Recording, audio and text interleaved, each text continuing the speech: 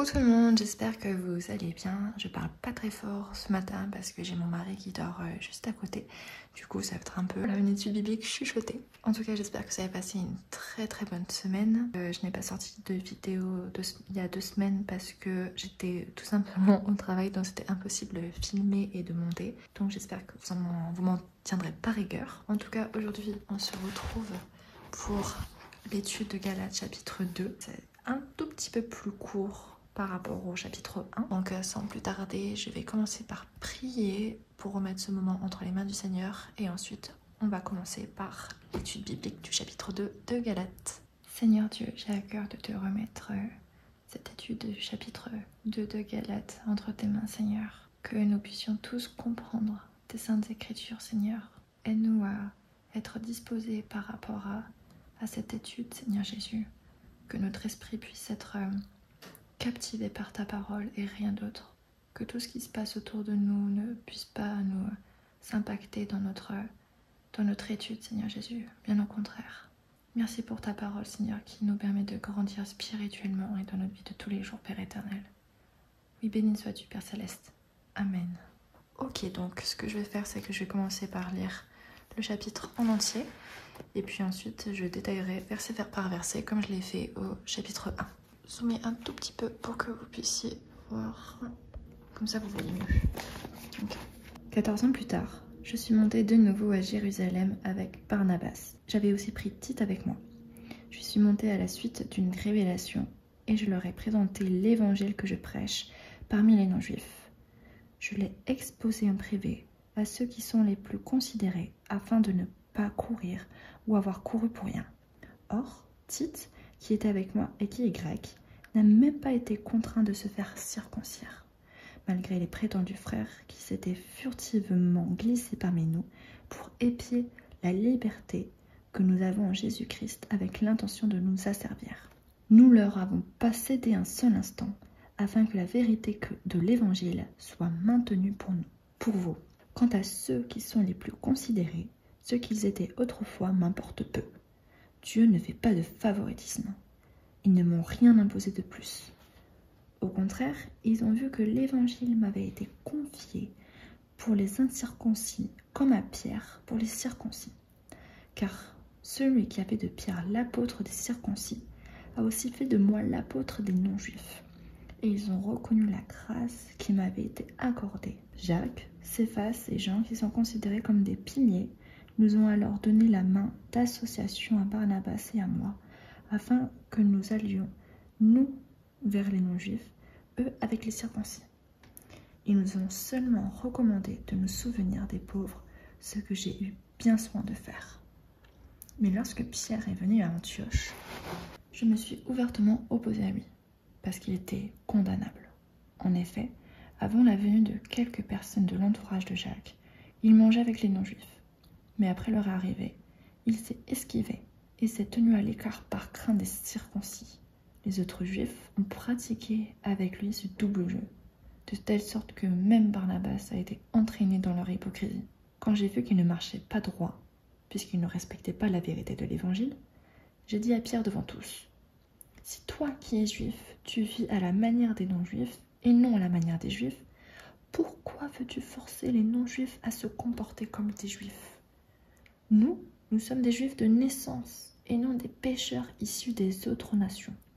Cependant, nous savons que ce n'est pas sur la base des œuvres de la loi que l'homme est déclaré juste, mais au moyen de la foi en Jésus-Christ. Ainsi, nous aussi, nous avons cru en Jésus-Christ afin d'être déclarés justes sur la base de la foi en Christ et non des œuvres de la loi, puisque personne ne sera considéré comme juste sur la base des œuvres, mais de la loi. Mais si en cherchant à être déclarés justes en Christ, nous avons été trouvés pécheurs nous aussi, cela signifie-t-il que Christ serait un serviteur du péché ? Certainement pas. En effet, si je reconstruis ce que j'ai détruit, je me présente moi-même comme coupable, puisque c'est la loi qui m'a amené à mourir à la loi, afin de vivre pour Dieu. J'ai été crucifié avec Christ. Ce n'est plus moi qui vis, c'est Christ qui vit en moi. Et ce que je vis maintenant dans mon corps, je le vis dans la foi au Fils de Dieu qui m'a aimé et qui s'est donné lui-même pour moi. Je ne rejette pas la grâce de Dieu. En effet, si la justice s'obtient par la loi, alors Christ est mort pour rien. Pour vous expliquer globalement ce qu'on vient de lire et après, verset par verset, le chapitre 2 du livre de Galates est une partie cruciale, en fait, où l'apôtre Paul, il défend son ministère comme on a pu le voir. Et sa compréhension de l'évangile, de la mort de Jésus pour tous, face aux défis en fait que rencontrent les Galatiens. Donc on va commencer par le verset 1 et 2. 14 ans plus tard, je suis montée de nouveau à Jérusalem avec Barnabas. J'avais aussi pris Tite avec moi. Je suis montée à la suite d'une révélation et je leur ai présenté l'évangile que je prêche parmi les non-juifs. Je l'ai exposé en privé à ceux qui sont les plus considérés afin de ne pas courir ou avoir couru pour rien. Donc là, on parle bien, je dirais, d'instruction. Donc on va coller ça en vert.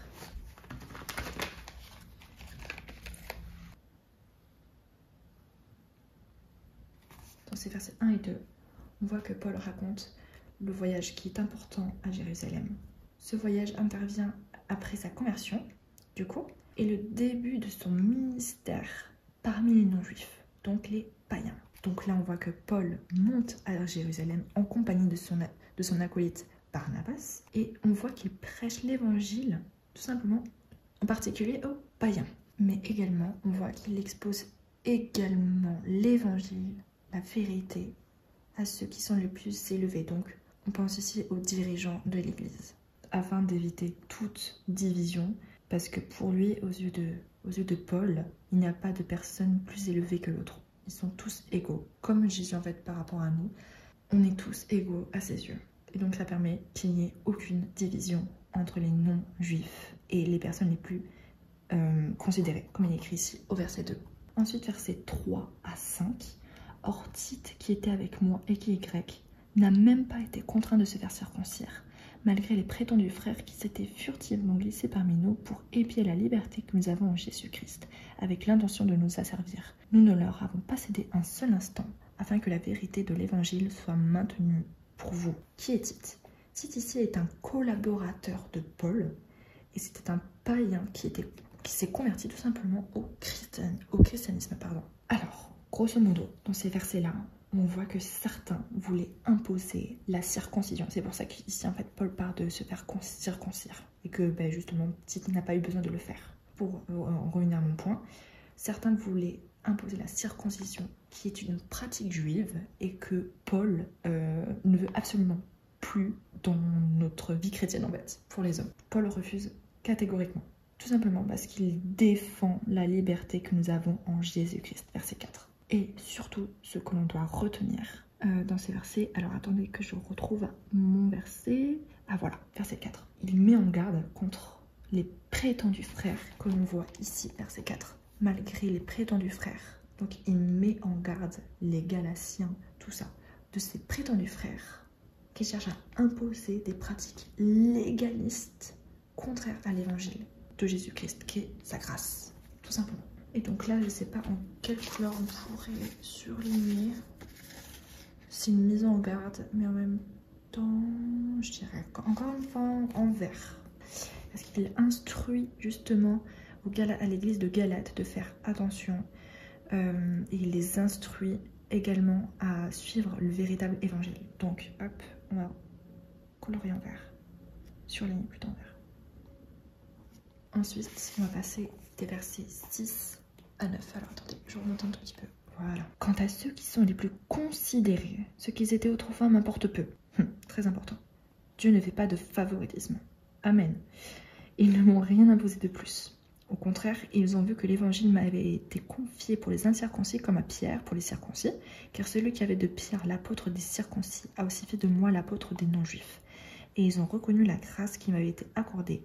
Jacques, Céphas et Jean, qui sont considérés comme des piliers, nous ont alors donné la main d'association à Barnabas et à moi, afin que nous allions, nous vers les non-juifs, eux vers les circoncis. Alors ici, dans ce contexte de ces versets-là, Paul parle des leaders de l'Église à Jérusalem. Donc, Jacques, Céphas et Jean. Il affirme que les dirigeants, donc comme je vous ai dit, Jacques, Pierre, Jean, ont reconnu son appel à prêcher aux païens, tout comme Pierre qui était destiné à prêcher aux juifs. Lui, c'était son rôle à Pierre, justement de prêcher. Alors attendez que je retrouve le verset. Ici, verset 7. Il est dit, Pierre doit enseigner aux circoncis, tandis que Paul, lui, son rôle était de prêcher aux non-juifs. Ici donc du coup on peut voir une unité dans la mission de Paul en fait, dans leur mission, malgré des publics, donc les non-juifs et les juifs, complètement différents. Et ce qui me parle particulièrement dans ces versets, c'est que Dieu ne fait pas de favoritisme. Et là j'ai juste envie de souligner en rose parce que c'est une grâce de voir qu'il n'y a pas de favoritisme, on est tous égaux aux yeux du Seigneur. Et c'est une grâce, parce qu'aujourd'hui, dans notre monde actuel, on ne voit pas vraiment le cop. C'est difficile. Merci Seigneur d'être égaux à tes yeux et qu'il n'y a pas une personne plus élevée que d'autres. Donc voilà, et le reste, je pense qu'on peut les surligner encore une fois en vert. Je pense que tout ce chapitre, on va le surligner en vert. Mais j'aime vraiment ce verset 6 là, par rapport à Dieu. Ensuite, on va s'arrêter sur le verset 10. Ils nous ont seulement recommandé de nous souvenir des pauvres, ce que j'ai eu bien soin de faire. Alors, ici, on peut voir que l'Église reste solidaire et unie dans la compassion. Paul montre que malgré les différences culturelles, le souci des nécessités est une priorité commune pour tous. Donc ça, on va parler de relations et j'ai envie dessus. Non, d'amour même. D'amour parce que il compatit vraiment. Et nous aussi, nous devrions faire de même avec les pauvres que l'on voit, même dans notre famille, si on voit qu'il y a des membres de famille qui n'ont pas vraiment les moyens que nous puissions leur venir en aide par la finance ou quoi. C'est super important. Ensuite, versets 11 à 13. Mais lorsque Pierre est venu à Antioche, je me suis ouvertement opposée à lui parce qu'il était condamnable. En effet, avant la venue de quelques personnes de l'entourage de Jacques, il mangeait avec les non-juifs. Mais après leur arrivée, il s'est esquivé et s'est tenu à l'écart par crainte des circoncis. Comme s'il avait peur d'être jugé en fait. Les autres juifs ont pratiqué avec lui ce double jeu de telle sorte que même Barnabas a été entraîné dans leur hypocrisie. Là, Paul, on sent qu'il est énervé.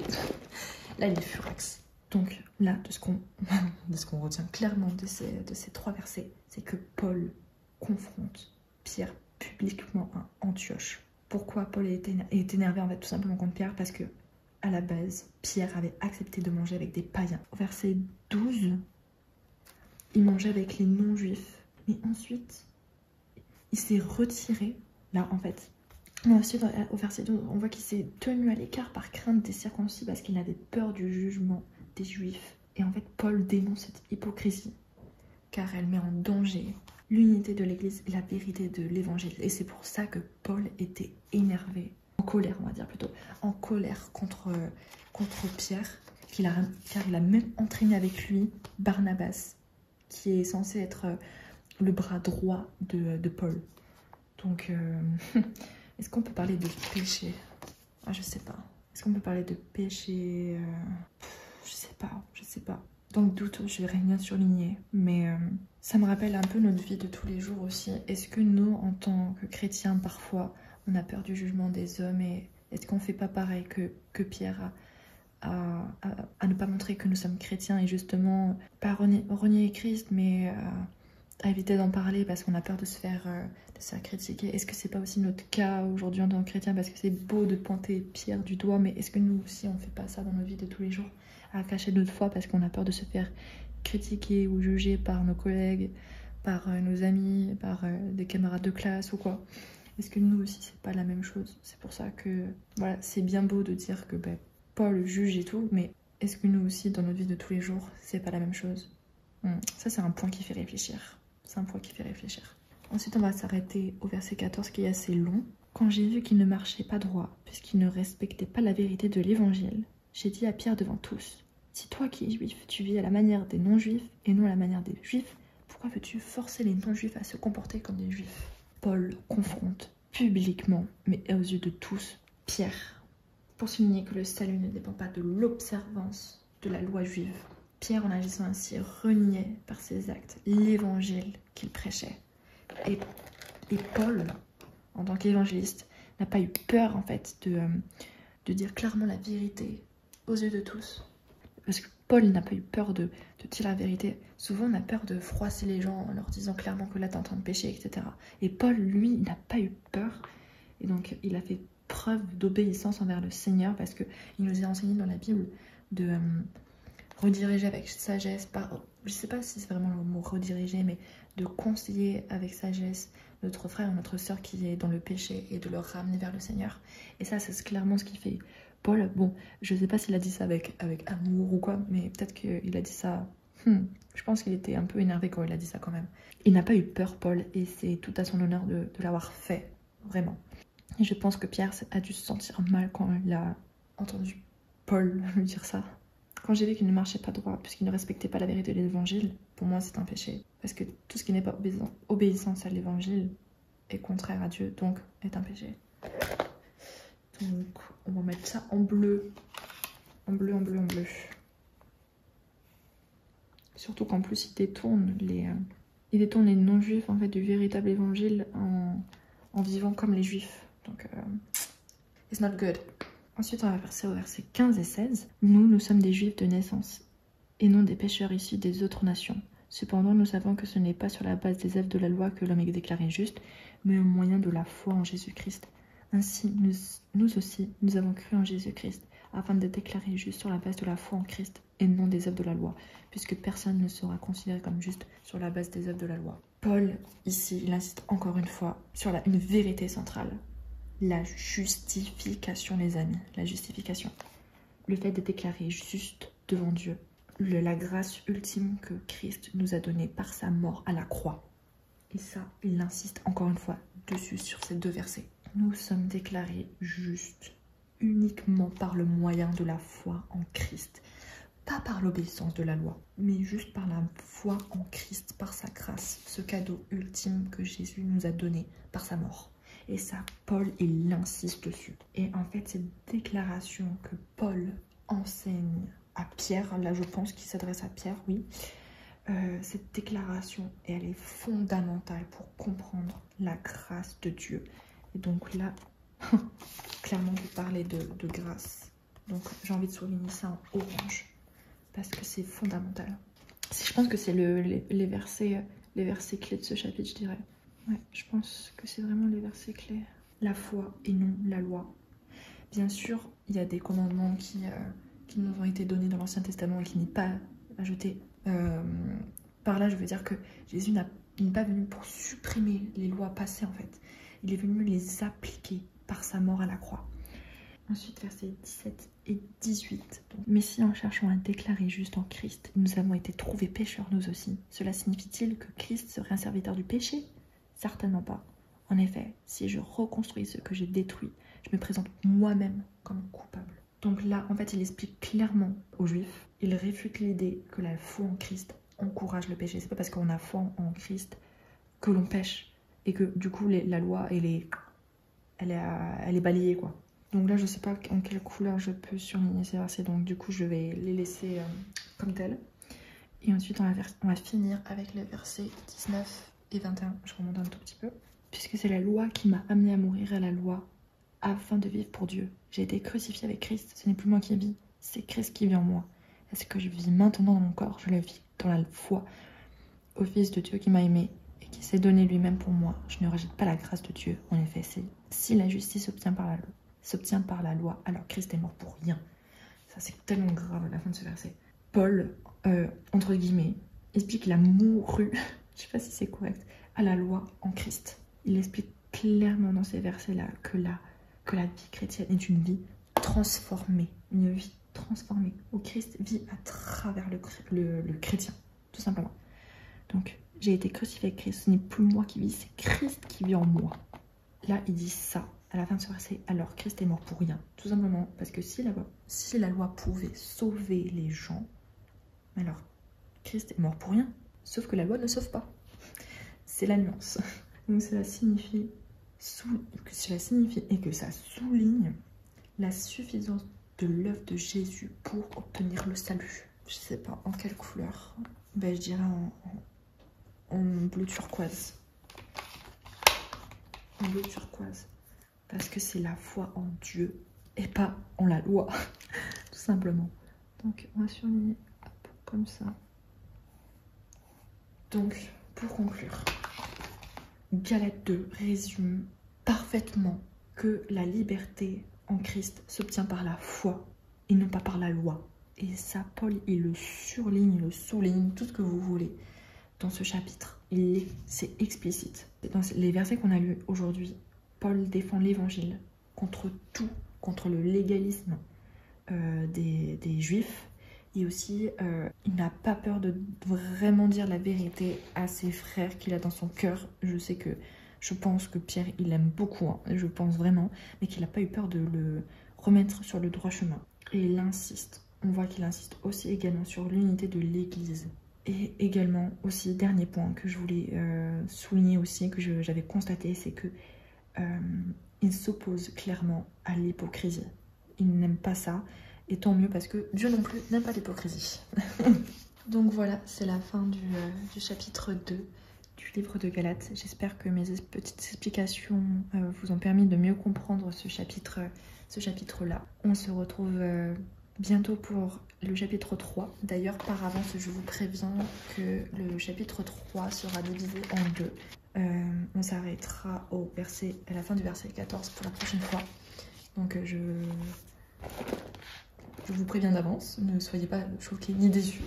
En tout cas, voilà, si vous voulez rajouter d'autres choses que je n'ai pas énoncées dans ce chapitre, que vous avez vu, mais que vous avez dit « Ah, Jeanne, elle a oublié de parler de ça », n'hésitez surtout pas à le dire dans les commentaires, ça pourrait tellement nous édifier les uns les autres. D'ailleurs, merci pour les autres commentaires qu'on a reçus sur le chapitre 1. Merci aux personnes qui ont vraiment apporté des informations que je n'avais pas constatées. Ça permet vraiment à nous édifier et à nous faire grandir vraiment les uns les autres. Je vous remercie vraiment pour ça. En tout cas, voilà, j'espère que ce chapitre 2 vous a apporté des informations que vous ne saviez pas. En tout cas, voilà, Dieu ne fait pas de favoritisme et ça, c'est vraiment à retenir pour aujourd'hui. Voilà, j'espère que vous passerez un très très bon dimanche ou une très bonne semaine.